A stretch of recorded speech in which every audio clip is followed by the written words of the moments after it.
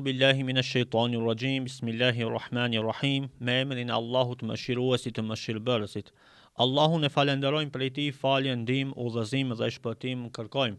Ndërsa salavatet dhe selamet qofshin për edukatorin e njerëzimit, mëshirën për mbar botrat, selamet qofshin për familjen e tij të pastër, shokët e tij besnik dhe mbi gjithë ata që e ndjekin dhe do ta ndjekin rrugën e pejgamberit sallallahu ta'ala alaihi wasallam deri në ditën e Kiametit.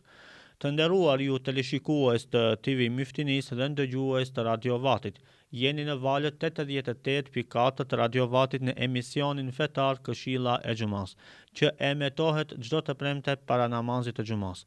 Unë udhëheqës i emisionit Irfan Sulejmani, referent në Muftinin e Shkupit, ju përshëndes me përshëndetjen e ngrohtë islame.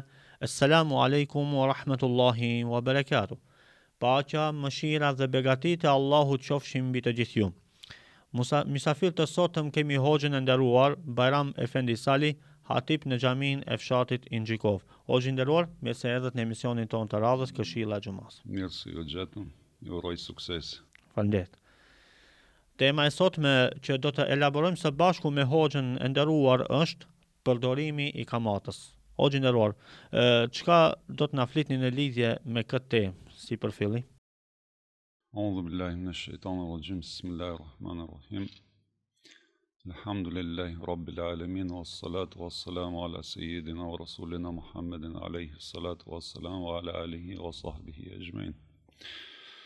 Nderuar vëlla Irfan, kjo temë është një temë shumë e rëndësishme në jetën shoqërore njerëzore, veçanërisht të besimtarët islam. Tema e kamatës është një gjuna prej gjunave të mëdha të cilët e ka cekur Allahu Xhelal në Kur'an dhe Muhamedi alayhi salatu wasalam në hadithet e tij.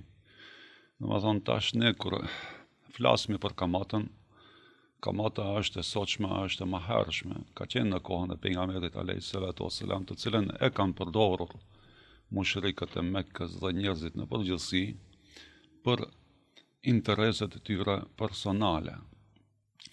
Dhe kjo është një dukuri shumë e shëmtuar dhe e dëmshme për shoqërinë, se mbi kuptohet gjithçka që e ka ndaluar Islami, nuk i ka ndaluar të mirët, por çdo herë i ka ndaluar gjërat të cilët janë të dëmshme më një aspekt për njërin ose për tjetrin, se bazamenti i Islamit, të cilët bazohen gjërat, la dorora wala dirar, nuk guxon të bësh dëm ose të bësh dëm të vetes, se shpesh herë njeriu mund të thotë se unë po jap para dhe faktikisht unë damton nëse nuk përfitoj. Islami nuk e lejon që ti të damtohesh. Në asë mënyrë, kërkuj nuk ja don damin, sipas këtij hadithi të pejgamberit, por njerëzit gjithmonë mundohen t'i arsetojnë punët e veta të ligura se këto njerëzit e kamatës, si zakonisht në atë kohë dhe në këtë kohë, janë njerëz të cilët e duan vetëm veten e vet dhe vetëm parën, dhe nuk jo intereson çështja shoqërore dhe njerëzore, se sa e damtojnë të tjetrin. Dhe si zakonisht në atë kohë dhe në këtë kohë ne e shohim atë njëjta procedurë vazhdon, shumica atyre të cilët japin parë ose me kamat e shohim se ju rrezikohet njerëzive të rëndomt që mirët pasuria e tyre e tëra, shtëpia, keri, parat, kapitali, domethënë ato gjojnë varianta dhe mënyra, metoda se çysh ti plaçkitin në një aspekt dhe t'ja u marrin të gjithë pasurinë dhe kapitalin të cilën e posedojnë njerëzit e rëndomt. Dhe kjo është ajo dëmi i cili i sjellët dhe pra çkak ajo sjell, domethënë fatkeqësi dhe sjell fukarallëk. Allahu Dhul Xhelal për këtë arsye e ka ndaluar që mos të bëhet dëm asnjërit dhe as tjetrit. Dhe për këtë arsye Allahu Dhul Xhelal ka zbritur ajetet kuranore dhe pejgamberi alayhis salatu wassalam. Pas që i përmendë se Allahu Xhelal ka zbritur ajetet kuranore, cilët janë argumentet apo cilët janë ajetet kuranore të cilët flasin në lidhje me kamatën, hoxhë nderuar? Ja eyyuhalladhina amanu taqullaha wa dharu ma baqiya min riba in kuntum mu'minin. O ju të cilët keni besuar. Kjo ajet Allahu Dhul Xhelal kur thret o ju të cilët keni besuar, sikurse i thret prej mërëndësisë të zemrës të besimtarit i cili ka dhënë deklaratën se jam besimtar o Zot dhe e besoj gjithçka çka vjen prej teje. Edhe faktikisht Zoti pas kësaj thirrjes kur e thret imanin dhe e nxjerr në shesh kërkon. Në shumicën e ajetet kuranore kur Allahu Dhu Xhelal veçanërisht i thret besimtarët, kërkon pas thirrjes së tij diçka. Për çfarë në këtë ajet Allahu Dhu Xhelal në fillim e përmeni o ju besimtarë dhe në fund in kuntum mu'minin, qofse jeni besimtar. Çfarë qofse jeni besimtar? Wa dharu ittaqullah, keni frikë Allahun Dhu Xhelal. Ndalnu në ndaleset Allahu Dhu Xhelal dhe line kamatën. In kuntum mu'minin, qofse jeni besimtar. Prapë lidh në fund me besimtar, me besimin, me imanin, të cilën ne e kemi në zemrat tona. Atëherë faktikisht kjo jetë se ai i cili nuk i përgjigjet zemrës dhe thirrjes së Allahut Dhul Xhelal ka defekt në imanin e tij. Edhe kjo jetë është i prerë për çfarë zbriti kjo jetë. Këto ajete kuranore zbritën në përfundimin e jetës së Muhamedit alayhis salatu wasalam, kur dy fisa arabe, njëri prej fisëve i kishte parë borxh me kamat dhe ato kërkuan gjykim prej pejgamberit alayhis salatu wasalam dhe Zoti zbriti këto ajete kuranore që të tregon, domethënë ligjin islam në drejtim me kamatën dhe në Haxhul Wida pejgamberi alayhis salatu wasalam tha Zoti e ka ndaluar kamatën dhe e para kamate e cila thotë do të jetë në kamën e mia, domethënë është e mingjësëm Abbasit. Allahu Dhul Xhelal domethënë e ndaloi me këto ajete kuranore, kurse pejgamberi alayhis salatu wasalam e ndaroi me hadithin e tij, se tha kamata është e ndaluar dhe faktikisht Ibn Abbasi radiallahu anhu thotë se Allahu Dhul Xhelal kur thot në këtë ajet se wattaqullaha wa dharu ma baqiya min ar fa in lam taf'alu fa'adhanu bi harbin min Allah. Do të thonë ti ki shpall luftë Allahu Dhul Xhelal. Dhe Ibn Abbasi thot, ti je i bindur se ti je në luftë me Allahun Dhul Xhelal. Për çfarë ti je i bindur? Se Zoti po thot fa'adhanu bi harbin min Allahi wa rasuluhu. Do të thonë ti ju keni shpall luftë Allahut dhe pejgamberit alayhis salatu wasalam. Për ndryshe për çfarë Ibn Abbasi tha se ti je i bindur se ti je në luftë me Allahun Dhul Xhelal. I bindur se faktikisht ti e kundërshton ligjin e Allahut Dhul Xhelal. Zoti a tham fillim se o besimtar, në fund than nëse jeni besimtar dhe tash ti po vazhdon, ti domethën nuk po e merr në dorë. Kjo është hap i hapjes së luftës kundra Zotit. Dhe Ibn Abbasi thotë se këto njerëz kur dalin para Zotit ditën e gjykimit, Allahu Dhul Xhelal domethënë do t'ju thotë hajde, përgatitnu që të dilni në front kundra Zotit dhe pejgamberit alayhis salatu wasalam. Në atë ditë është e logjikshme që dikush do të del në luftë kundra Zotit, të gjithë do të jena të nevojshme për mëshirën e Zotit, kurse atë ditë Zoti shpall ti si armik, ai i cili e beson ditën e Kiametit. A mujtë të qëndron në pozicionin e kundërt Zotit dhe pejgamberit alayhis salatu? Jo. Domethënë këtu është ai qëllimi se ai ka shpall luftë Zotit, ai nuk pe e beson binshëm ringjalljen. Dhe ajeti tjetër thotë alladhina ya'kuluna riba la yakumuna illa kama yakumu alladhi yatakhabbathu shaytan min al-mas. Ato të cilët thotë e han kamatën, thotë do të ngritën ditën e gjykimit, sikurse këtu e ka përshkruar. Ne kur thojna dikush ka nasmua prej magjie, sihrit, shejtani e ka prek, edhe ato njerëzit nuk din çka flasin, domethënë janë pjesërisht të çmendur, bojnë reagime dhe në vetdije të plot. Çka ndodh? Çka ndodh rreth tyre. Ashtu një do të jetë edhe ditën e gjykimit. Edhe Ibn Abbasi thotë se ditën e gjykimit Zoti do të ringjall këto të çmendur.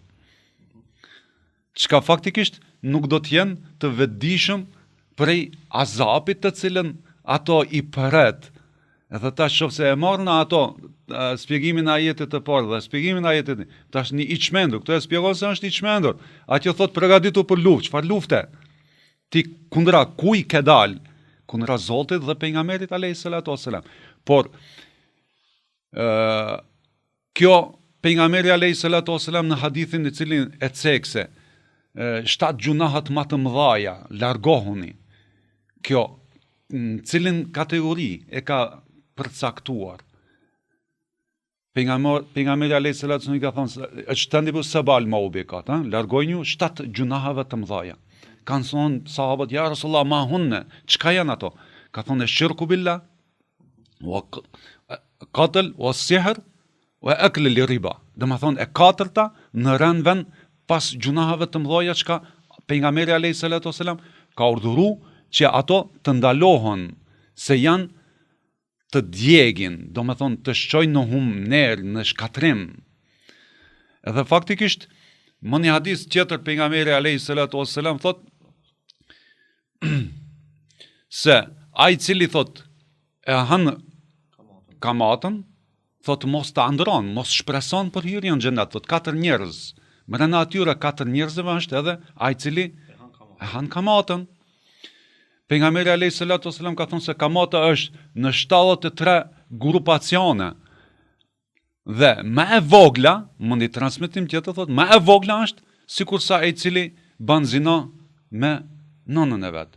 Tunë pejgamberi alayhis salatu wasalam e ka përshkruar që të jetë një gjë e gërditshme, jo vetëm çortuese dhe dënuese dhe ndaluese, por tjetë edhe e gërditur, se njeriu normal nuk mujtet ta mendon, jo ta vepron. Edhe ashtu në atë nivel duhet jetë edhe puna me kamatën, e cilën e ka ndaluar Allahu dhul xhelal dhe pejgamberi alayhis salatu wassalam, dhe Hazreti Omeri radiallahu anhu, një prej ligjëratave të tyre, ka thonë, ndoshta do t'ju ndaloj prej disa gjërave të cilët keni dobi, por duke mbrojtur të hadithi da ma yuribuka ila ma la yuribuka. Gjithmonë të çështja e kamatës është shumë delikate dhe çështje shumë interesante, çka faktikisht ne duhet të mbrohemi shumë prej asaj që të shpëtojna pak, se pejgamberi alayhis salatu wasalam sidomos për kohën tonë të sotshme ka thonë se do të vijë një ditë çka të gjithë do të hanë kamatën. Ka thonë Rasulullah kulluhum, të gjithë, ka thonë, edhe ai i cili nuk do të ha, do të përlihet me pluhnin e saj. Dhe hëngrja e kamatës është fukarallëk në shoqëri, sjell fukarallëk, edhe sjell pak kënaqësi.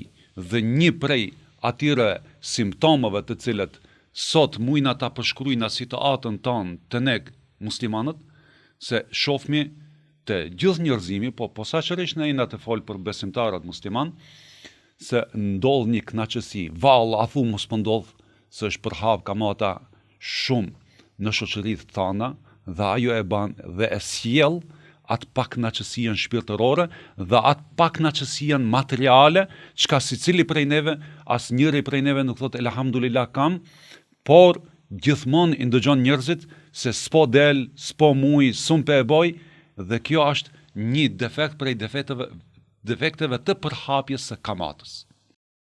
O gjenderor, pasi që shohim që sot në mesin tonë apo në shtetet tona nuk ka bankë islame. Do t'ja kisha parashtur pyetjen, a lejohet bashkëpunimi me bankat, domethënë që nuk ka bankë islame. Dhe tash i shohim për shembull edhe pagat tona që i marrim nëpërmjet bankave. Si e shpjegoni këtë aspekt? Ne këta do servojmë di fetvaja, të cilët janë njëra është për institucionit të Ezherit, i cili është institucioni vetëm i cili jep fetvaja në nivel institucionale për botën islame, ju e njihni këtë institucion dhe gjithë bota islame e njeh. Dhe mendimin e dietarëve të kohës sotshme, dy dietarë të cilët janë të njohur për botën islame,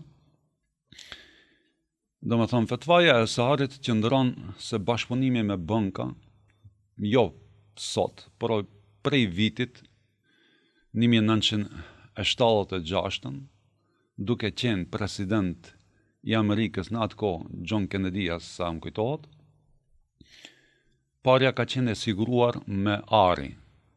Prej në atë vit, e kanë ekur në sistemin bankar që t'jetë parja e siguruar me ari, por bankët i kanë paraqitur si firma ose si institucione tregtare dhe kështu e shef domethënë Ezhari ose dietarët e Ezharit I cili në atë këshill se Ezhari kur bëjna fjalna për Universitetin e Ezhar nuk domethënë vetëm hoxhallar se ka 82 profile, fakultete, drejtime dhe mesin e tyre ka ekonomista, ka matematicenta dhe ka biznismena dhe ka gjitha lëmive dhe fetfat mirën në atë kontekstin institucional më të gjerë. Ku tham parzit duke bazuar në atë hadisin e pejgamberit la dorora o ale dorar, mos bëjsh dam dhe mos bëhet dam. Dhe faktikisht në pamundësinë e zhvillimeve të bizniseve shoqërore në kohën e tashme, pa bankët, kjo nuk është arsye, por faktikisht arsia është se bankët nuk I konsideron më Ezhari se janë pare të cilët japin me kamat, por kanë biznise dhe ka intervenuar në Egjipt që dysa gjërave të cilët përmendet kamat këta të heket në interes I përbashkët, ose biznis I përbashkët. Dhe në këtë sferë të gjitha bankët ku shkosh në botë ka domethënë kreditet të cilët jepën për blerje të shtëpisë, domethënë për objekte dhe për biznise të lloj-llojshme. Edhe këtu në Ezhari e parashef se bankën e kia lloj ortaki në këto biznese të tua privaten me përfitimin e përcaktuar të cilën ato e caktojnë mirën vesh palët, se edhe ati ka rritje dhe zbritje të përfitimeve. Dhe thot se bashkëpunimi me bankët dhe punimi në bank, tash qofse ne e ndalon atëherë nuk duhet edhe të punon të punojnë në bank. Muslimanëve, besimtarëve në bank. Po, nuk duhet të punon kurkush. Domethënë se derisa ti punon atje dhe e merr parën prej kamatës e ki haram. Dhe këtu e shef se bankët më nuk janë qendra për biznis të kamatës, por janë për biznise globale, të cilët kanë edhe biznise tregtare dhe kanë prona. Edhe këtu në çka e shef se bashkëpunimi me banka është e lejueshme dhe nuk është haram se nuk është kamat. Thot vetëm ka nevojë të ndryshohet termini kamat në përfitimet të përbashkëta. Domethënë simbas Ezherit, kurse simbas Sha'ravit dhe doktor Butit, ato thonë jo. Këto dy dietar të kohës sotshme, domethënë çka thonë jo, është haram. Tash bazohen në hadiset dhe ajetet e pejgamberit, në hadiset e pejgamberit dhe ajetet e Allahu dhul xhelal se çdo e tepërme është haram. Kurse këto të Ezherit thonë se edhe parja, ndryshimi I parës nuk ka vlerën e vet, domethënë arja ka vlerën, nuk ndryshon, kurse parja mujtet të hip dhe të zbrit. Edhe tash faktikisht unë ti e thot një profesor, jose muftia I Egjiptit Tantaui, kur ish në viteve 90-ta, kur ishme në Egjipt, thë ke shembull dhe unë ja kom dhënë një shokut tem para 20 vjetëve 2000 dinar I kum pasur si profesor për mi ble 2 parkatllëka. Dhe para 20 vjetëve ja kum dhënë 2000 dinar. Sot ai më thkat mas 20 vjetëve 2000 dinar. Thotë unë me 2000 dinar s'ni blej asnjë par pantolle, jo 2 parkatllëka. Thot ka ndryshuar standard. A jam damtuar unë? Thot po. Domethënë faktikisht ai më ka damtuar mua, ai kur I ka marr ato kanë bërë tash sa është një parkatllëka 250 euro, apo 500 euro. Tash më thkan 20 euro. Vlerë. A pejgamberi thot la darar o la dirar, mos I ban dam dhe mos ban dam. Edhe faktikisht thot parja nuk ka vlerën e sigurt dhe për atë shkak duhet të ruhet vlera në të cilën është dhënë. Edhe për atë arsye ato e lejojnë në kësi mënyra se bashkëpunimi me banka nuk është haram. Allah shpëleft o xhenero. O xhenero, pasi që jemi në minutat e fundit të emisionit, cili është mesazhi juaj për teleshikuesit e TV Muftinisë dhe ndëgjuesit e Radio Vatit? Unë ju kisha lutë Allahu dhul xhelal që të na udhëzon në rrugën e tij të drejtë dhe secili prej neve të praktikon hadisin e pejgamberit që ka thënë pak më përpara, da ma yuribuka ila ma la yuribuka, largohu gjithherë prej asaj e cila je në dilemë në atë të cilën je I sigurt, se kështu ne e shpëtojna vetën tonë në këtë dunja, që të jenë të lumtur, dhe në jetën ahiretit që të jenë të shpëtuar për xhenet inshallah, dhe ja dëshiroj çdo besimtarit dhe çdo njeriu i cili të udhëzohet në rrugën e Allahut dhul xhelal pas jena në prag të ditës së xumë, lusë Allahun dhul xhelal që të na udhëzon me mirësinë dhe drejtësinë e vet në rrugën më të mirë. O gjeneror, Allah ju shpërbleft për elaborimin e temës dhe shpresojmë që këshillat e juaja kanë qenë të dobishme për teleshikuesit e TV Muftinis dhe ndëgjuesit e Radio Vatit. Ju falenderoj të gjithëve. Të nderoj ju teleshikues të TV Muftinis dhe ndëgjues të Radio Vatit, këtu është fundi i këtij emisioni ku mysafir kishim hoxhën e nderuar Bajram Efendi Salih. Deri në emisionin e radhës mirëmbëjtje, Allahu apranoft gjitha lutjet dhe ibadetet. Assalamu alaikum wa rahmatullahi wa barakatuh.